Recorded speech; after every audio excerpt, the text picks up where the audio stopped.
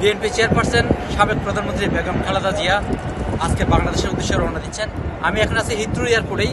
এখান থেকেই বেগম জিয়া আজকে কাতারের যে এয়ার অ্যাম্বুলেন্স, সেই এয়ার অ্যাম্বুলেন্সে রওনা দেবেন এবং লন্ডন সময় 4:10 বেগম জিয়া রওনা দেবেন। এবং বেগম জিয়ার সাথে আপনি জানেন প্রায় 17 বছর পর বেগম জিয়ার সাথে যাচ্ছেন পুত্রবধূ, যে বড় ছেলে বিএনপির ভারপ্রাপ্ত চেয়ারম্যান তারেক রহমানের স্ত্রী ডক্টর জুবাইদা রহমান, সাথে সাইদা শারমিলা রহমানও যাচ্ছে এবং 14 সদস্যের একটা টিম বেগম জিয়ার সাথে আজকে এয়ার অ্যাম্বুলেন্সে যাচ্ছে।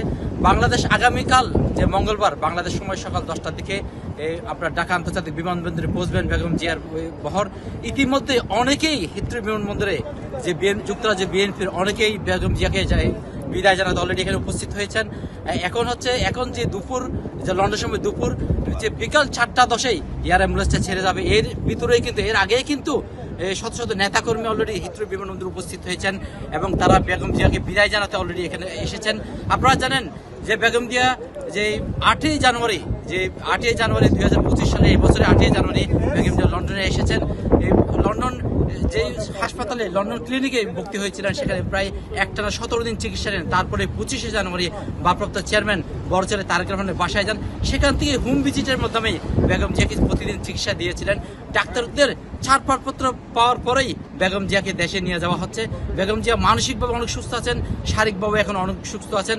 কারণ পরিবারের সাথে 7 বছর পর পরিবারের সাথে ঈদ উদযাপন করেছিলেন বেগম জিয়া এবং সবকিছু মিলে যুক্তরাজ্যের বিএনপির নেতাকর্মী উৎসাহ উদ্দীপনা ছিলেন বেগম জিয়া যে লন্ডনে ছিলেন।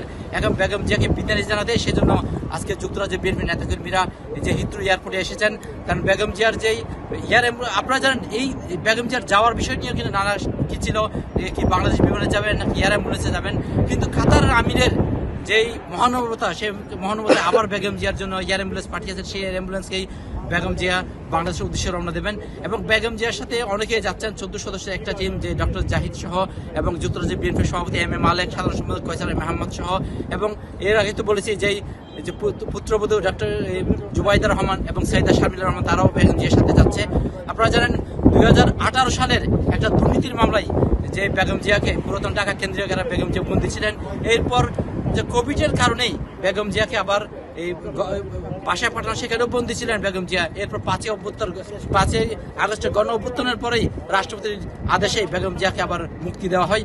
এরপরে বেগম জিয়াকে 8ই জানুয়ারি এখানে আসেন। বেগম জিয়া লাস্ট 2017 সালে 15 জুলাই লন্ডনে এসেছিলেন, তখনও এই দেশে অনেকদিন ছিলেন।